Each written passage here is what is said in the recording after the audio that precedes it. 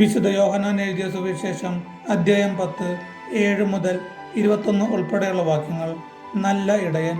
അതുകൊണ്ട് യേശു വീണ്ടും പറഞ്ഞു, സത്യം സത്യമായി ഞാൻ നിങ്ങളോട് പറയുന്നു, ഞാനാണ് ആടുകളുടെ വാതിൽ. എനിക്ക് മുമ്പേ വന്നവരെല്ലാം കള്ളന്മാരും കവർച്ചക്കാരുമായിരുന്നു. ആടുകൾ അവരെ ശ്രവിച്ചില്ല. ഞാനാണ് വാതിൽ.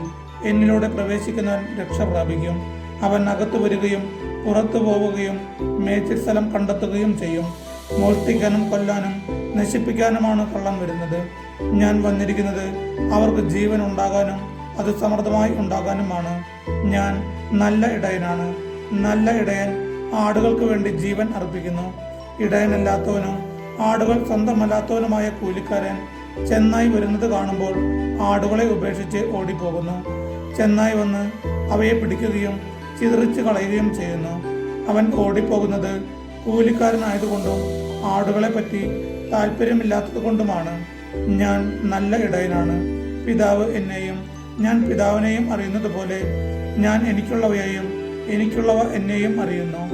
ആടുകൾക്ക് വേണ്ടി ഞാൻ ജീവൻ അർപ്പിക്കുന്നു. ഈ തൊഴുത്തിൽപ്പെടാത്ത മറ്റാടുകളും എനിക്കുണ്ട്. അവയെയും ഞാൻ കൊണ്ടുവരേണ്ടിയിരിക്കുന്നു. അവ എൻ്റെ സ്വരം ശ്രവിക്കും.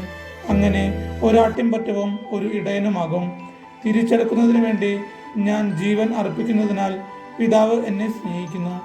ആരും എന്നിൽ നിന്ന് അത് പിടിച്ചെടുക്കുകയല്ല, ഞാൻ അത് സ്വമനസ്സ സമർപ്പിക്കുകയാണ്.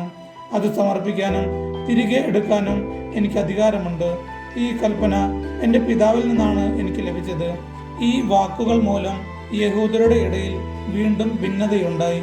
അവന് പിശാചുണ്ട്, അവന് ഭ്രാന്താണ്, എന്തിനെ അവൻ പറയുന്നത് കേൾക്കണം എന്നിങ്ങനെ അവരിൽ വളരെ പേർ പറഞ്ഞു. എന്നാൽ മറ്റുള്ളവർ പറഞ്ഞു, ഈ വാക്കുകൾ പിശാച് ബാധിതൻ്റെതല്ല. പിശാചിന് അന്ധരുടെ കണ്ണുകൾ തുറക്കാൻ കഴിയുമോ? നമ്മുടെ കർത്താവായ യേശുമിശിഹായ്ക്ക് സ്തുതി.